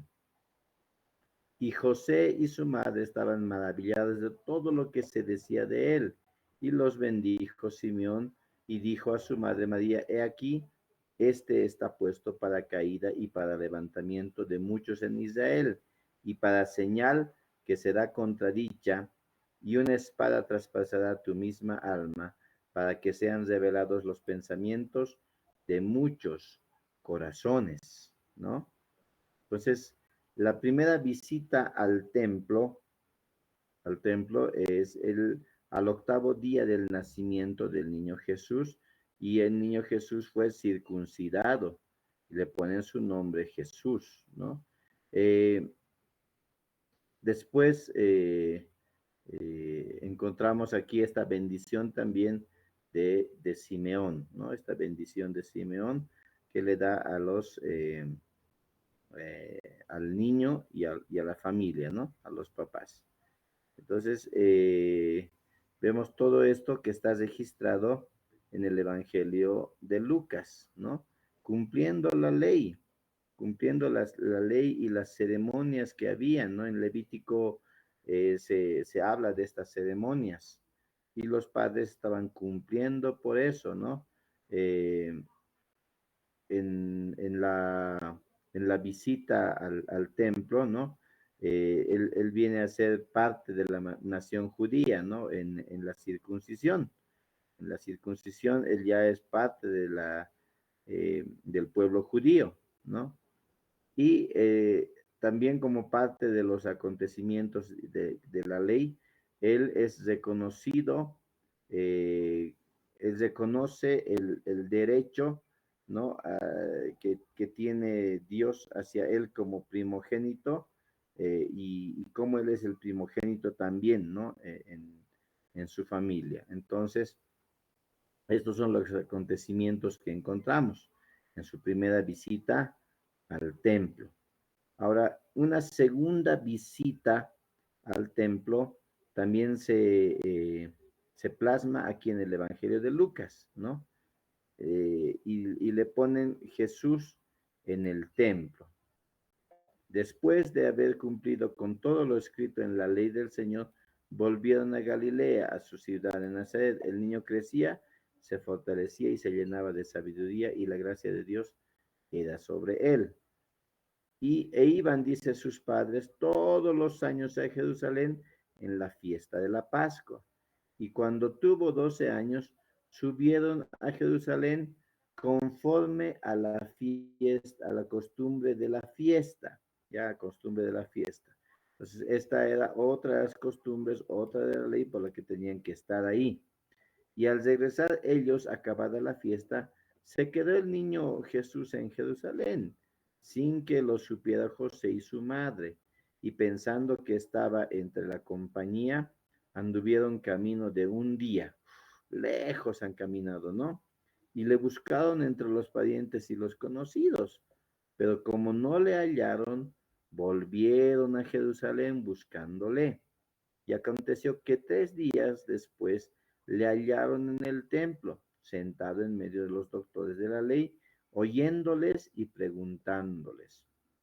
Y todos los que le oían se maravillaban de su inteligencia y de sus respuestas. Cuando le vieron, se sorprendieron, y le dijo su madre: Hijo, ¿por qué nos has hecho así? He aquí tu padre y yo hemos buscado con angustia. Entonces él les dijo: ¿por qué me buscabais? ¿No sabíais que en los negocios de mi padre me es necesario estar? Mas ellos no entendieron la palabra que les habló.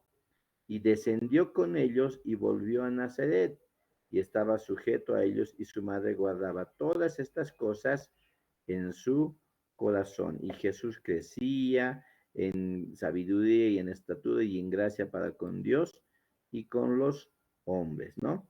Entonces, la segunda visita al templo, la única información de esta etapa de la vida de Jesús nos da el Evangelio de Lucas en esta declaración, o en estas declaraciones que hace en estos pasajes, ¿no? Dice: el niño crecía y se fortalecía, se llenaba de sabiduría y de gracia de Dios, y la gracia de Dios era sobre él, ¿no? Cuando llega a la edad entonces de 12 años, es llevado al templo para esa fiesta llamada la fiesta de la Pascua, una fiesta anual, ¿no? Como la que hemos pasado, a la que todo varón adulto debería asistir, porque así decía la ley. Entonces, pasadas las ceremonias festivas y toda la tradición, José y María vuelven de regreso hacia Nazaret, ¿no? Y ellos no se dan cuenta porque mucha gente volvía a Nazaret. Entonces, como era tan lleno, ellos decían: debe estar con el tío, debe estar con el pariente, el primo, qué sé yo. Pensaban que estaban y han caminado un día, ¿no? Un día de camino, dice. Entonces, no se dan cuenta de que no estaba ahí. Y cuando después de 3 días se encuentran, lo encuentran en el templo, asombrando a los doctores de la ley con sus preguntas, unas preguntas, imagínense las preguntas que les hacía Jesús, ¿no? Unas preguntas seguramente difíciles para ellos, ¿no? Y Jesús crecía en sabiduría, en estatura, en gracia para con Dios y los hombres. Ya en el capítulo 3 encontramos ya el ministerio de Juan el Bautista. Ya, capítulo 3. Vamos a ir, ahí está el capítulo 3. La predicación de Juan el Bautista. Estos acontecimientos también están en los otros evangelios. Los vamos a encontrar en Mateo, en Marcos, en Juan también lo encontramos, ¿no? estos acontecimientos. Juan tiene un ministerio de anunciar, de preparar el camino del Señor, ¿no? Entonces, Lucas es el único escritor que no es judío, pero que nos da fechas históricas relacionadas con el principio del ministerio de Juan el Bautista, ¿no? Porque ahí empieza en el versículo 1 y dice, en el año 15 del imperio de Tiberio César, siendo gobernador de Judea, Poncio Pilato y Herodes tetrarca de Galilea y su hermano Felipe tetrarca de Iturea y de la provincia de Traconite y Lisanías tetrarca de Alivinia, ¿no? Siendo sus sacerdotes, su sumo sacerdote Anás y Caifás, vino palabra de Juan, a Juan, hijo de Zacarías, en el desierto, y él fue por toda la región contigua al Jordán, predicando el bautismo del arrepentimiento para perdón de pecados, como está escrito en el libro de las palabras del profeta Isaías, que dice, voz que clama en el desierto, ¿no? Entonces, es el único libro que nos da estas fechas, que son fechas históricas que vienen a relacionar el inicio del ministerio de Juan el Bautista, ¿no? Todas estas palabras y quién era el sacerdote, quién era el sumo sacerdote, y todo eso nos empieza a relatar el Evangelio de Lucas, ¿no? Ya todo lo demás ya comparten entre los evangelios. Otro de los acontecimientos que vamos a encontrar acá es el bautismo de Jesús. El bautismo de Jesús también encontramos en Mateo y Marcos, ¿no? Y el relato de Lucas del bautismo de Jesús es mucho más breve, en este caso, es mucho más breve que de los otros dos evangelios, ¿no? Los otros dos sinópticos nos relatan un poco más acerca de este acontecimiento del bautismo de Jesús, pero añade unos puntos que son súper interesantes, ¿no? Dices que Jesús estaba orando cuando la paloma desciende sobre él, ¿ya? Vamos a dar lectura. Dice, aconteció que cuando todo el pueblo se bautizaba, también Jesús fue bautizado y orando, el cielo se abrió y descendió el Espíritu Santo sobre él en forma corporal como paloma. Vino una voz del cielo que decía, tú eres mi hijo amado, en ti tengo complacencia. Entonces, preeminentemente el Evangelio de Lucas es el Evangelio de la oración, como lo decíamos antes. Contiene como 20 referencias a las oraciones que hacía Jesús. Y Lucas es el único que menciona que Jesús estaba orando en su bautismo. No antes, no después, que estaba orando en ese momento, ¿no? También antes, oró toda la noche antes de escoger a sus 12 discípulos, ¿no? Etcétera, que ora constantemente, ¿no? Oró en Cesarea de Filipos, estaba orando cuando estaba aconteciendo esto de la transfiguración, ¿no? Y cómo era su oración, tanto que inspiró a sus discípulos a que les rogaran, a que les enseñara cómo orar, ¿no? Todos estos acontecimientos de oración, Lucas nos muestra, nos registra, es el Evangelio que nos muestra las oraciones de Jesús. Lucas también nos da la edad de Jesús en el principio de su ministerio, ¿no? De su ministerio público. Dice que Jesús, al comenzar su ministerio, era como de 30 años, ¿no? Era como de 30 años, un hijo de 30 años, ¿no?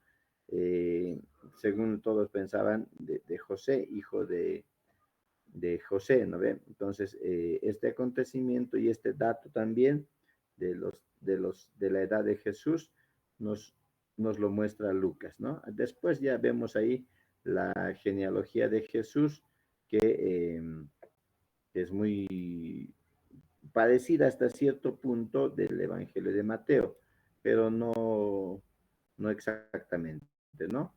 Avanzando ya en el capítulo 3. No estamos en el capítulo 3 y me saltó. Vamos a volver al capítulo 3. Eso es.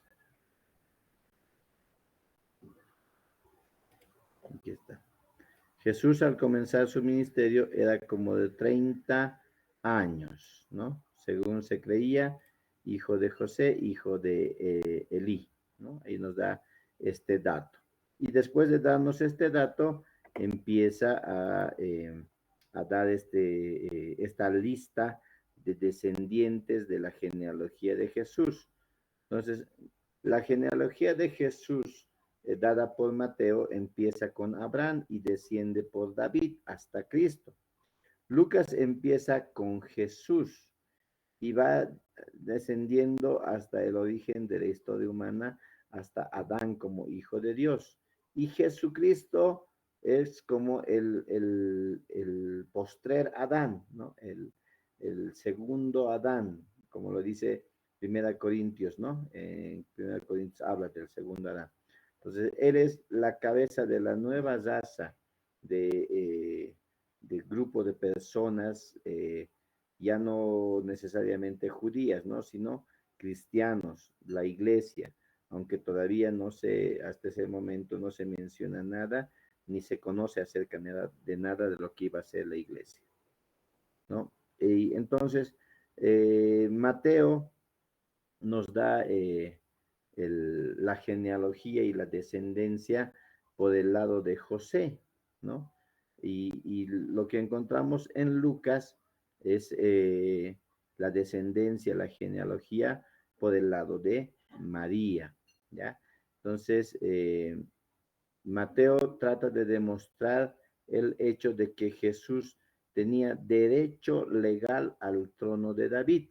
Ese es el propósito de hacer su árbol genealógico de Jesús y lo registra hasta Abraham, porque a Mateo le interesa que Jesús sea reconocido de que él tiene el derecho a reclamar el trono, ¿no? El trono. Legalmente tiene derecho. Y eso le hace heredero de David, ¿no? A través desde Salomón, hijo de David, etcétera. Esa es la intención que tiene Mateo, ¿no? Y cómo el Mesías tenía que ser de la descendencia de David según la carne, y cómo realmente Jesús no era hijo de José según la carne, ¿no? Ese es el objetivo. Entonces da por resultado que su derecho natural al trono debe ser entonces probado. Y María es descendiente de David a través de Natán, hijo de David, ¿no? Y eso está aquí en la genealogía, ¿no? Creo que es el versículo. Hijo de Melea, hijo de Manián, hijo de Matatá, hijo de Natán, hijo de David, ¿no? Versículo 32, hijo de Isaías. Entonces, esas referencias se trata de dar. Entonces, como el propósito de Lucas es un poco diferente al de Mateo, porque Mateo es el derecho que Jesús tiene a reclamar legalmente el trono, ¿no? Y el propósito de Lucas da énfasis más a la humanidad de Cristo y lo expone como la simiente de la mujer y describe el nacimiento de Cristo desde el punto de vista ya de María. Y en conclusión, entonces, concluimos que la genealogía dada por Lucas realmente es la genealogía de María, ¿no? Está dando esto para probar que Jesús también no solamente tiene el derecho legal, sino tiene el derecho natural al trono de David por haber nacido de una mujer virgen de la casa de David. Entonces, porque podrían algunos objetar y decir, incluso actualmente, ¿no? Si Jesús no era hijo de José y José tiene esa descendencia, entonces no tendría derecho legalmente, porque no lo concibió José. Pero si vamos por el lado de María, entonces encontramos de que sí, sí tiene derecho, sí tiene derecho. Entonces, y también demuestra que José es hijo de Elí y que María, tal vez ahí no se menciona, ¿no? En eso, en ese versículo, eh, porque entre los judíos la descendencia no se contaba o no se calculaba, no se mencionaba a la mujer, ¿no? No se, a la esposa no se la contaba. Entonces, al varón sí. Así es que José, aunque realmente era el yerno de Elí, es contado como su hijo para legalmente dar por sentado que había derecho natural y derecho legal de que Jesús reclame el trono de David, ¿no? Ya con esto empieza luego el ministerio de Jesús, ya en el capítulo 4, comienza el ministerio de Jesús en Galilea. Eh, ahora, vamos vamos a terminar aquí por hoy día, pero antes de terminar, ¿dónde está mi? Ya. Antes de terminar, estaba revisando las fechas, hermanos, y nos quedan 2 clases, ¿ya? Aquí sí voy a correr un poquito la próxima clase, el 28 y el 5 son nuestras dos últimas clases. El 28 sí o sí vamos a terminar con el Evangelio de Lucas y el 5 de mayo vamos a tener el Evangelio de Juan, ¿no? Que no es parte de los sinópticos, pero sí tenemos que revisar. Tiene muchas cosas también. Entonces, eso vamos a hacer las próximas 2 clases. El 12 de mayo ya tenemos nuestro examen. Y en este examen prepárense hermanos porque van a tener hartas preguntas. Muchas de las preguntas van a ser parecidas a las preguntas o al contenido de los trabajos que hemos ido solicitando de los evangelios de Mateo, Marcos, vamos a pedir también de Lucas y también vamos a dar trabajitos de Juan. Entonces, estas últimas 3 semanas van a ser 3 semanas bastante pesaditas, tal vez bastante ajetreadas un poquito, y nos tenemos que sacar tiempito para poder hacer los trabajos, para poder ponernos al día, ¿no? Etcétera, para que tengamos ya estemos preparados, listos para el examen, ¿ya? ¿Alguna duda hasta aquí, tal vez, hermanos? ¿Alguna consulta acerca de las últimas fechas? No me han pasado ninguna modificación de fechas ni nada, así que según lo programado estaríamos cumpliendo a lo que nos han indicado, ¿ya?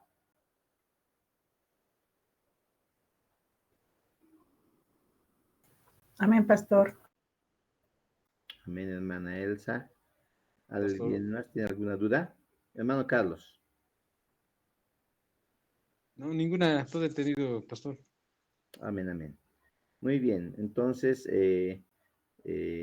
no he revisado quiénes han presentado tareas o nada. Ya la siguiente semana ya yo también me voy a poner al día con las revisiones y ya ahí mismo ya van a tener algunos ya sus notas de los trabajos y eso ya se va a ir acumulando para la nota final, ¿ya? Prepárense, lean los evangelios y las preguntas van a ser una buena cantidad de preguntas, entonces tengan nomás, por favor, sáquense de tiempito y estudienlo bien. Amén. Nos vemos la siguiente semana entonces, si no hay preguntas. Amén, pastor. Amén, hermanos. Bendiciones. Bendiciones, pastor. Chao, chao, nos vemos. Bendiciones, pastor. Bendiciones. Hasta luego, pastor. Bendiciones. Hasta luego, buenas noches, bendiciones. Hasta pronto, pastor. Hasta pronto, hermanita.